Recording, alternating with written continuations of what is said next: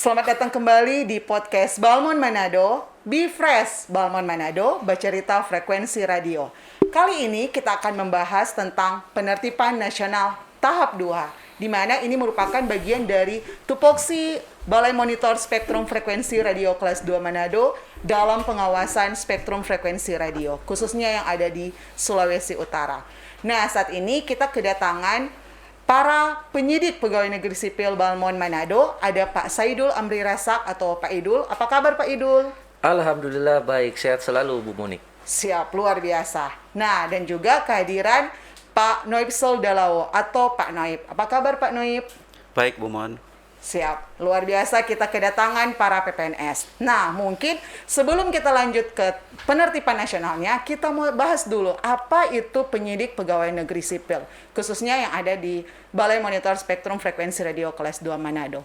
Nah, hal yang ingin bisa Pak Idul bagikan terkait PPNS itu seperti apa Pak Idul?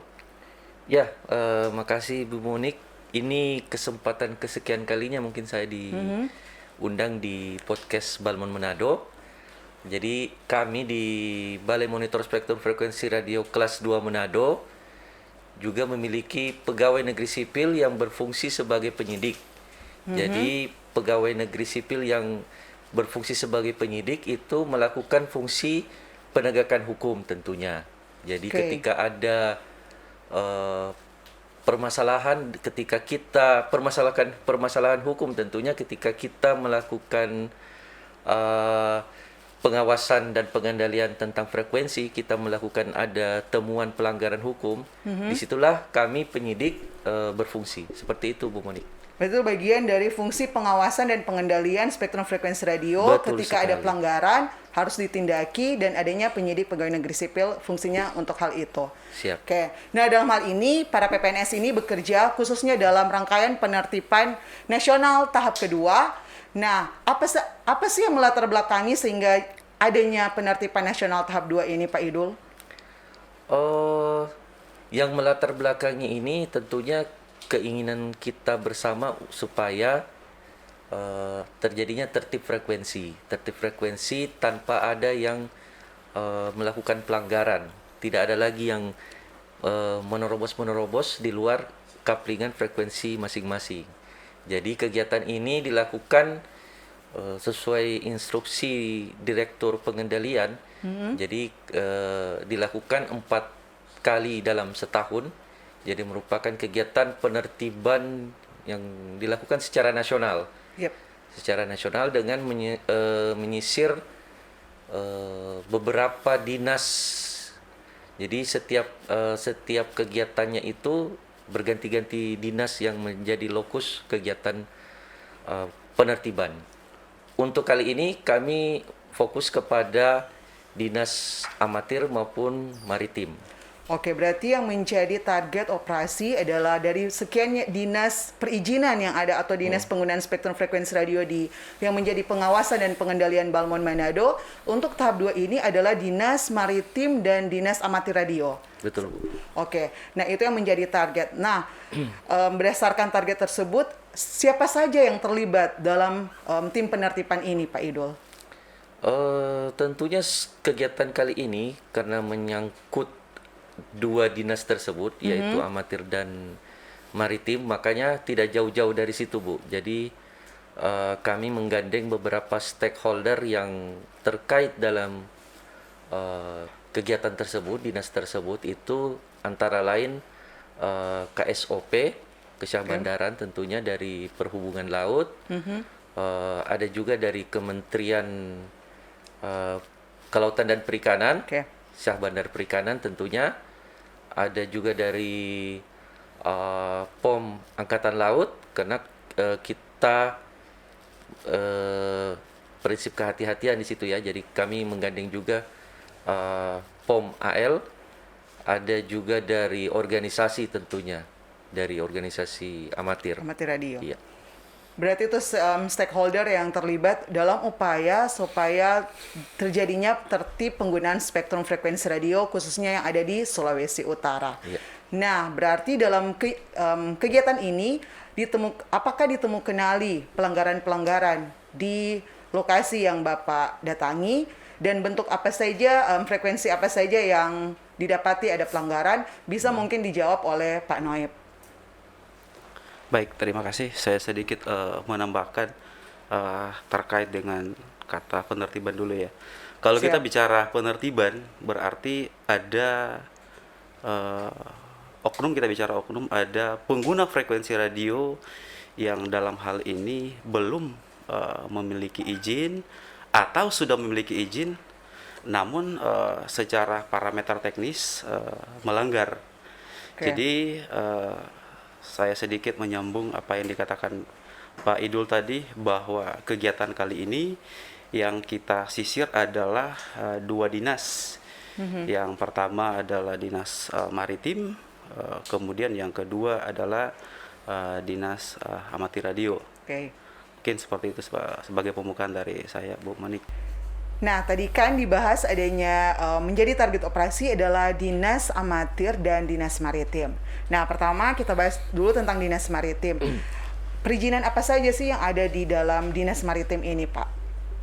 Baik, jadi di layanan Balai Monitor Spektrum Frekuensi Radio ada istilahnya layanan MOTS yang tahun ini masuk tahun yang ketiga, Wow, di mana luar biasa. tujuan Mantap. utama dari layanan kami ini adalah bagaimana kita mendorong semua pengguna spektrum frekuensi radio, khususnya pemilik kapal, agar bisa mengurus perizinan frekuensi radio khususnya maritim. Nah, perlu saya informasikan juga bahwa layanan ISR maritim itu adalah Rp0. Mungkin kira-kira seperti itu dulu. Layanan ISR maritim Rp0 atau gratis, tidak dipungut Gratis, biaya. tidak dipungut biaya. Berarti Pak, jika dia tidak berizin, berarti itu ditemukanali sebagai bentuk pelanggaran. Betul, Bu Manik, bahwa jadi tujuan kita untuk kegiatan kali ini bagaimana kita pertama melihat ke lapangan bahwa ada pengguna spektrum frekuensi radio khususnya dinas maritim, jika kita temukan tidak memiliki izin, tentu pertama kita dorong untuk bagaimana bisa pemilik kapal untuk berizin. Oke. Kira-kira seperti itu. Berarti untuk dinas maritim adalah ditemukanali jadi pelanggaran jika dia tidak menggunakan ISR kapal untuk izin stasiun radio untuk kapalnya. Oke, tadi tentang dinas maritim. Nah, bagaimana dengan dinas amatir? Bagaimana perizinannya dan juga sehingga bisa ditemukanali jika ada pelanggaran seperti apa di dinas amatir, Pak Noib? Nah, jadi pertama perlu saya tegaskan bahwa yang kita sisir ini adalah tentu yang tidak memiliki izin ya. Kalau di amati radio sendiri, yang izin itu namanya izin amati radio. Oh, oke. Nah, izin amati radio sendiri saat ini sangat mudah. Bukan hanya izin amati radio, tapi semua perizinan saat ini prosesnya mudah. Oke. Apalagi kalau kita sebut kegiatan amati radio yang kita laksanakan. Nah, yang namanya UNAR setiap bulannya itu ada di kantor. Tiap bulan ya, Pak? Setiap bulan ada ujian negara amati radio di kantor. Sehingga kita memfasilitasi bagi penggiat amati radio untuk mengurus izin tentunya. Lewat pertama mengikuti ujian negara amati radio dan mendapatkan IRI itu Betul. ya, Pak? Jadi output Nggak dari ada alasan sebetulnya, Pak, ya? ya, jadi output dari kegiatan ujian itu biar penggiat amati radio ini memiliki izin amati radio. Itu yang menjadi legalitas seseorang dalam khususnya untuk para penggiat amati radio harus memiliki IR. Nah, berarti secara perizinan ini Balmon mengupayakan memfasilitasi dalam bentuk semua orang bisa, jika menggunakan frekuensi harus berizin. Nah, pertanyaan pertanyaan sekarang adalah di lapangan bentuk pelanggaran apa saja yang didapatkan oleh para PPNS ini atau tim penertiban yang di lokasi-lokasi yang Bapak kunjungi. Boleh mulai dari Pak Idul, mungkin bisa berbagi. Ya, kalau pelanggaran yang ditemukan di lapangan ada banyak sih, Bu. Kalau kita lihat secara umum, kebanyakan memang tidak memiliki izin Tidak memiliki ISR ya, Iya, Pak? izin atau ISR, baik itu di dinas maritim maupun di dinas amatir. Oke. Kalau di dinas maritim sendiri banyak juga yang pengguna yang ada izinnya tapi tidak menggunakan perangkat maritim. Jadi itu kalau dikategorikan tidak sesuai peruntukan juga, Bu. Sementara kalau di dinas amatir sendiri yang mendominasi memang tidak sesuai tidak ada izin dan tidak sesuai peruntukan juga. Tidak sesuai peruntukannya ini ketika mereka memiliki izin amatir tetapi menggunakan untuk perniagaan. Jadi Bukan untuk amatir ya, Pak? ya, mereka menggunakan untuk keperluan niaga, untuk konsesi, tapi Siap. izinnya sendiri izin amatir. Jadi Tidak sesuai peruntukannya ya, Pak? sesuai dengan Permen 17 tahun 2018, Permen Kominfo yang mengatur tentang pengguna amatir maupun radio penduduk Indonesia. Jadi di situ dijelaskan beberapa larangan-larangan yang harusnya teman-teman amatir di situ lebih peduli, lebih aware. Salah satunya yang paling banyak dilanggar itu yaitu tidak melakukan komunikasi yang bersifat perniagaan. Oke. Mungkin itu yang paling sering dilanggar, Bu. Kalau dari Pak Noib sendiri seperti apa? Nah, dari kegiatan yang hampir 1 minggu yang kita laksanakan di lapangan, kami temu kenali khusus di dinas amatir itu bahwa yang mereka gunakan memang seperti yang disampaikan Pak Idul tadi, ada frekuensi yang tidak sesuai peruntukannya, yang digunakan untuk komunikasi komersil. Nah, sementara di Permen Kominfo 17 itu dilarang untuk kegiatan itu. Nah, kemudian yang kedua adalah terkait dengan masa laku dari izin amatir radio sendiri, bahwa ada beberapa case yang kami temukan di lapangan, izin amatir radio yang mereka gunakan itu sudah expire. Tidak Kurang lebih diperpanjang seperti ya? itu. Iya. Baik, Bapak-Bapak, dalam proses penertiban ini, apakah ditemu kenali kendala-kendala dari tim penertiban? Gimana Pak Idul?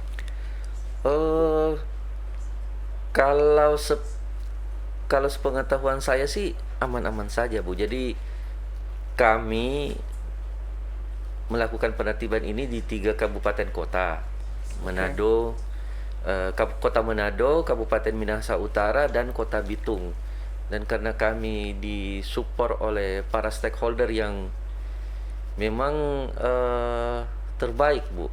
Tenaga-tenaga lapangannya itu bisa sangat membantu kami, teman-teman di Syah Bandar, di teman-teman di Kementerian Kelautan dan Perikanan, di Dinas Kelautan dan Perikanan juga. Jadi kami merasa terbantu, memang soft lah, sesuai dengan arahan pimpinan, di mana kami melaksanakan penertiban ini tidak menimbulkan kegaduhan. Aman lancar. Siap. Berarti support system, kalau istilah anak sekarang, support sistemnya luar biasa. Betul. Dalam mendukung kegiatan penertiban nasional tahap 2 ini. Nah, berarti karena penertiban ini ditemu kenali seperti tadi ada pelanggaran, berarti harapannya mereka adalah untuk mengurus izin. Nah, Betul. bagaimana Goalnya di situ, Bu. untuk mereka supaya berizin? Nah, bagaimana sih mengajak masyarakat supaya mereka mengurus izin? Apa yang ditawarkan oleh Balmon Manado supaya ayo para pengguna spektrum frekuensi radio harus mengurus izin stasiun radio? Dari Pak Noib gimana? Baik, jadi muarah dari kegiatan penertiban sebenarnya adalah kita dorong, Bu, semua yang terjaring kegiatan ini untuk berizin, karena sistem yang ada saat ini cukup mudah untuk diakses. Misalnya segala sesuatu dipermudah sekarang, Bu. dengan layanan yang ada di SDPPI, one day service setelahnya. Jadi sehari bisa terbit izin dengan catatan bahwa semua komponen yang dipersyaratkan itu lengkap. Oke. Jadi dengan kemudahan-kemudahan ini kami berharap bagi pengguna yang terjaring dalam kegiatan ini biar segera untuk mengurus izin. Kalaupun memang ada kendala dalam proses perizinan, kami siap juga untuk asistensi dalam proses pengajuan perizinan. Oke, tadi Pak Noib bilang ada asistensi seperti apa yang dilakukan Balmond Manado bagi para pengguna spektrum frekuensi radio yang akan mengurus izin, Pak? Jadi kami itu ada layanan juga asistensi online. Oke. Jadi setiap pengguna spektrum frekuensi radio atau calon pengguna spektrum radio itu tidak perlu lagi ke kantor, Bu, untuk mengurus izin. Cukup kontak center kami, kontak di Balmond Manado untuk minta waktu bahwa kita mengurus izin, biar kita pandu lewat media online yang kita siapkan untuk kita dorong biar pengguna frekuensi radio ini memiliki izin. Nah, kira-kira demikian, Bu.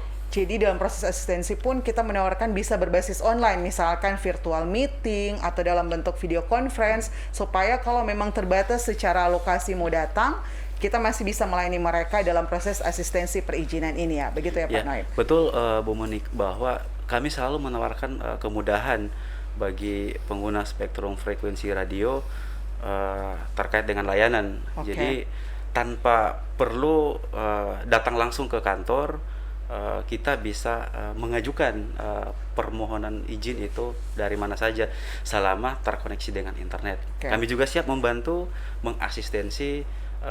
Tujuan akhirnya adalah biar pengguna spektrum frekuensi radio memiliki izin itu.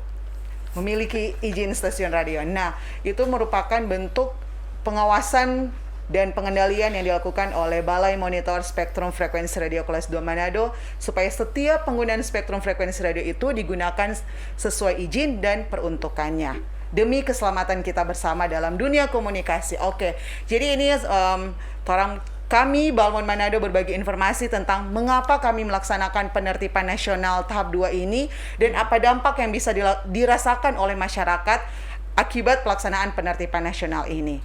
Oke, terima kasih untuk pembahasan kita saat ini untuk narasumber-narasumber yang luar biasa, Pak Saidul Amri Rasak. Terima kasih Pak Idul. Sama-sama Ibu Monik. Dan untuk Pak Noib Soldalau, Pak Noib terima kasih banyak untuk waktu ini. Monik. Luar biasa narasumber kita yaitu pengendali frekuensi radio dan penyidik pegawai negeri sipil Balai Monitor Spektrum Frekuensi Radio Kelas 2 Manado. Jangan lupa follow akun media sosial Balai Monitor Spektrum Frekuensi Radio Kelas 2 Manado di platform Facebook, Instagram, YouTube, dan di TikTok. Demi tersampainya informasi kepada seluruh masyarakat Indonesia, khususnya yang ada di Sulawesi Utara. Balmond Manado bisa! Kopi!